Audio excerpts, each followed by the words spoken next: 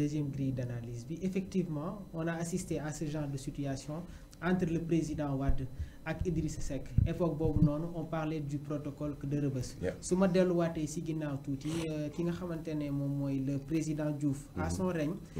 s'il y avait des tensions dans ce pays le président Wade mun na dem ba au palais présidentiel dugg waxtaan ak Abdou Diouf sans que les services de communication du palais présidentiel xam ne que maître Wade mi ngi si biir alors tey ji est-ce que amul benn attention boo xam ne patriotes yi ñi ngi teg seen tànk di xaar parce que su ma delluwaatee si ginnaaw Ousmane Sonko dañ ko barricadé woon pendant 55 jours si 55 jours yooyu ñu xëy un bon jour blocus bi jug ñu gis ay nit yëkkati ay kàddu ne non est-ce que ñoom ñaar sax nekkuñu di waxtaan léegi nag ñu gis ce qui s'est passé est-ce que loolu noonu rek warul tax tey jii ñu tey xel def attention peut-être au contre-feu yi nga xamante ne ñi ngi koy indi à ce moment crucial actuellement. Est-ce que monsieur Ousmane Sonko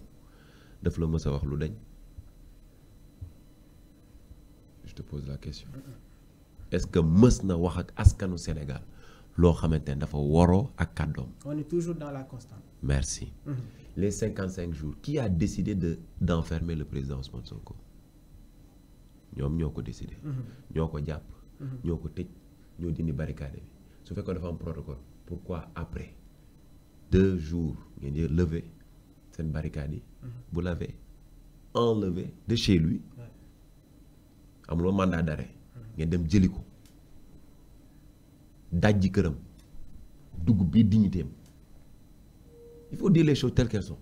ngeen oppresser même heurter même l'intimité humaine pour jéem a toroxal nit egg ci benn extrémité mais on est dans une politique ou bien on est dans quoi? C'est-à-dire il y a pas d'élégance, il y a pas de gentleman agreement, il y a rien, c'est-à-dire c'est à la limite une barbarie. dama la jaay doole dama lay maa la ëppale maa la mën dama lay tëj Ousmane Sonko a été arrêté chez lui ñoom ñoo ko dem jëli tëj ko depuis combien de jours Ousmane Sonko mi ngi ñu ngi ko tëj et combien de fois il a résigné jusqu'à à la limite même arriver au seuil de sa vie en contestant utilisant son droit absolu en faisant la grève de la faim combien de fois kooku naka la mën a defee loolu sacrifice yooyu yëpp alors que ñoom ñoo ko tëj ñoom ñoo ko barricade ñoom ñoo ko yóbbu ñoom ñoo ko toroxal ba pare après Ousmane Sonko moom moo dem def protocole mais Ousmane Sonko bu boobaa dañ ko naan Ousmane Sonko qui es-tu quand même ñun xam nañ ñu ne ñoom ñoo def seen yëfi bopp ñu dem ba ci biir ñoom ñoo bëgg a génnaat ci seen yëfi bopp Ousmane Sonko waxoon na leen ko yéen a ma jàpp yéen a ma tëj yéen a may génnee.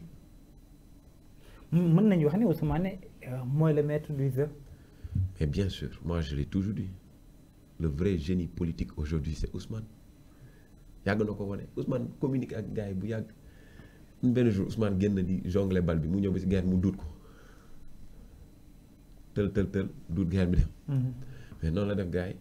dañoo ne woon Ousmane Sonko du bokk mais ils n'ont pas compris que Ousmane Sonko n'est pas omnibulé par le pouvoir comme ils le sont. Ousmane Sonko am nguur ak ñàkk nguur la yemale. xam nga lan moo ko soxal askanu Sénégal li ñu am moom ko war ko jëriñoo mu am benn pàccum nit cundum bu toog ne ñooy toog ci donkaasi gi di dundee alalu askan bi di toroxal askan di noot askan bi loolu Ousmane Sonko jóg de par un projet de société mu ne de par un projet de société mu ne leen Sénégalais man de gis naa beneen yoon bu ñu mën a yoree suñu réew tabaxee suñu réew ba li nga xamante ne loolu la ñu moom kenn ku ci ne gis ci sa bopp am ci sa wàll loolu la woote du leneen ñeneen ñi nag ne du fi amee du la connotation du système le système du nit waaye ay nit ñoo koy doxal. donc nañu delloo si suñu xel ñu xam ne le maître du jeu aujourd'hui politique. C'est l'absent le plus présent aujourd'hui, c'est le président Ousmane Sonko. Tout en étant au Cap Manuel, aujourd'hui, boo jëndee tes journaux yi sur 10 journaux yi ngay jënd les 7 il y a soit président Ousmane Sonko wala luy ànd ak président Ousmane Sonko. réalité politique. dañuy dem xool incontestable. ba tey si waxtaan bi si wàllum dialogue bi wax nañ si wàllum amnistie buñ ko waxee de 2021 ba fi ñu toll la ñu wax réew mi bu nekkee si kaw de 2021 ba fi ñu toll la nit ci si ñàkk seen bakkan ni nga ko waxee ne laal dignité yi nit ki ñiñ si toroxal ak yooyu ndax yaakaar nga ne li fi nekk di xew les sénégalais yi taxaw xeex ak Ousmane Sonko ba ñu ñàkk seen bakkan ni ñu tëj si kaso bi ak tey amnistie bi nga xam ne moom la ñuy wax ngir bàyyi détenu politique yi ndax yaakaar nga ne par rapport ak si amnistie googee Ousmane Sonko dina ko nangu pas moom mu xool mbiru boppam mais xool ñi nga xam ne ñëpp dañoo ñàkk seen bakkan ngir justice def li nga xam ne moo di liggéeyam. Daouda, est-ce que c'est le président Ousmane Sonko qui a proposé l'amnistie? mais buñ ko defee moom dañ si bëgg a viser ngir setalaale ñeneen ñi. waaw mais xam nga tey jii def lenn pour ñenn taxul mu nekk nit ki moo ko bëggal boppam. Le président Macky Sall détient tous les pouvoirs aujourd'hui. su bëggee def amnistie même l'opposition bu ñu bañee dafay jàll parce qu'il a la majorité au niveau de l'Assemblée nationale. su ne lii laa bëgg a def bu demee ñee nga xamante ne dañoo nekk ci Assemblée nationale nga xam ne jànguñu xamuñu li géej gi di riir des députés yoo xamante ne à la limite ils font une honte à notre République. ay teesante waxante lu bon ay saagante ay wax yoo xamante ne à la limite tu ne vois même plus l'élégance d'un homme d'État d'avant. À la fin sax dañ ne bu nga naan man est-ce que lii jar na ko quoi ça vaut pas la peine. mais tey jii bu le président Macky Sall bëggoon def loolu mais da koy def su bëggee def amnistie bi day dem teg ko assemblée dañ koy voter mais li ma ci sant yàlla mooy tu l'as dit. C'est pas le président Ousmane Sonko qui a dit je veux une amnistie. Non. Kan moo deele oui président Ousmane Sonko moo deele man maa deele yow yaa deele ñun ñoo deele ñun sénégalais yi parce que on a perdu des frères et sœurs papa et maman pour lan ñuy xeexal seen réew. Donc quel que soit alpha lu mën a am cette décision n'est pas venue du président Ousmane Sonko, ne vient pas de lui. Et l'acte n'est pas posé par lui, ça a été posé par le président de la République qui demande plus ou moins de décrypter moom moo ko wax. on va décrypter un peu la tension mais c'est dafa mel li muy wax ak li ñuy gis dafa waroo fu ñu toll nii yàgg naa leen ko wax doomu ñomboor la de fu ñu ko bàyyi xel doomu ñomboor la donc il faut que ñu xam ni tey jii cette décision c'est pas au président Ousmane Sonko qui est plus ou moins le maître de cette décision. Ça a été décidé ou choisi ou proposé par le président Macky Sall. Maintenant, est-ce que dinañ ko def duñ ko def loolu ñoom la mais ils auront toujours cette dette envers ces familles qui ont perdu leurs enfants et à nous les Sénégalais parce qu'ils nous ont meurtris, ils ont tué nos frères et sœurs et lumière doit être faite sur ça quel que soit alpha. Ces âmes ont besoin d'un éclaircissement pour que ñoom ñu mën a tëdd ci jàmm ak salaam mais aussi on le voit partout d'où l'exemple des États-Unis par exemple s'il y a des choses comme ça qui se passent d'habitude dafay am dañuy dédommager les familles tout en sachant que une vie n'a pas de prix mais tu fais perdre à une famille un membre et tu sais pas quelle importance ce membre jouait ou bien quel rôle ce membre jouait pour cette famille mais war nga mën a dédommager ces familles-là loolu mën na nekk te loolu dafa war a nekk dañu war a dédommager toutes les familles de victimes bu mu mënti nekk nag d'agression de mort ou bien lu mu si mën a nekk war nañu mën a xalaat te loolu benn perspective bu ma leen ubbil la rek nañu xalaat nu ñu mën a dédommager famille parce que famille yooyu dañu sonn ils sont meurtris ils sont agressés ba pare ils ont perdu. mais frère si li nekk di xew li tax ñu repousser élection yi. moo di peut-être Diomaye bu ñu demee mën na gagner te baaxul si li nga xam ne mooy ñi faree si pouvoir bi tey dialogue bi ñuy woote ay garantie la ñu wër amnistie bi ñuy wax li fi xew 2021 ba tey ak li dem CPI lan moo tax yéen ñi fari yéen sincèrement mënoo leen joxe ay garantie au moins ñu jóge si li dem si beneen étape ndaxte njiitum réew mi bëgg na bàyyi réew mi bu ñu gisee si ni muy doxalee mais yéen ñi nga xam ne yéen la ko nar a bàyyil ak Ousmane kàddu yoo xam ne moom la ca yëkkati woon mooy bu li jeexee lépp loo xam ne jëfoon ngeen ko dinañ si taxawaat xoolaat ko. les dossiers pendants. waaw est-ce que réew mi fi mu toll aussi bu nekkee bëgg nañ avancer bu nekkee bëgg ngeen liggéey bu nekkee bëgg ngeen jot réew mi aussi ndax yaakaaroon ne da ngeen war a teg ay garantie. loolu du garantie loolu complot la déglul bu baax li ma lay wax Daouda dëkk bi kenn du ko pàccoo dañ koy pencoo est-ce que may dégg dëkk bi kenn du ko pàccoo ci say intérêt personnel te gëm naa ni le président Ousmane Sonko du pàccoo réew mi pour ay intérêt personnel am parce que loolu boo ko waxee dafay indiwaat ci lan si l'intérêt politico-politicien ku ñu jox faaw ñu saytu la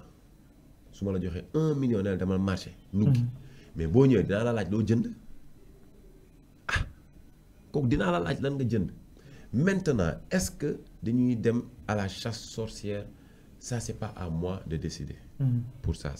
c'est-à-dire c'est le peuple je ne représente pas le peuple je suis une partie du peuple une voix parmi des millions et des millions de voix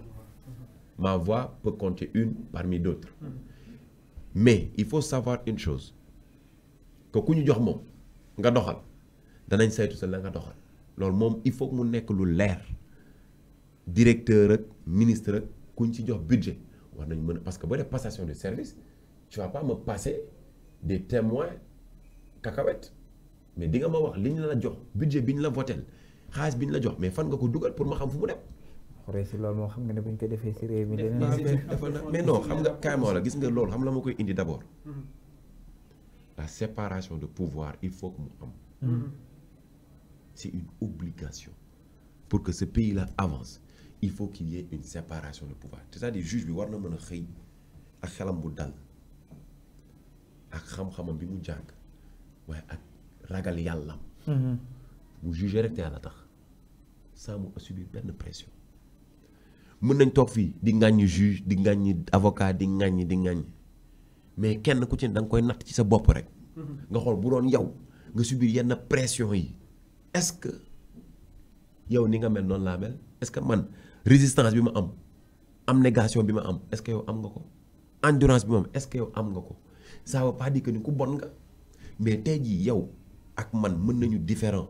ci lan ci li nga xamante ne dañ koy teg muy charte réew mi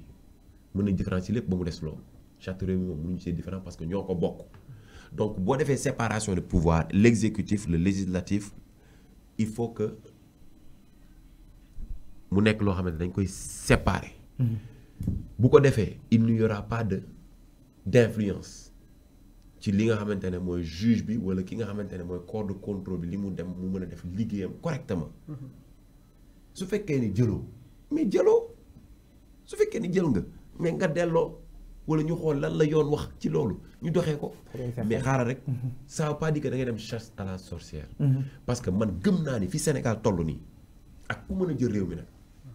l'urgence est au travail ku xool Côte d'Ivoire bërki dem ils sont en avance bu sore ci Sénégal ku dem Côte d'Ivoire gis seen plateau mooy comme ñu ñuy waxee Dakar plateau mais da ngay xeeb sa plateau mais Dakar est une ville sale Dakar est sale man waxuma dugguma sax ci structure dama ne Dakar est une ville sale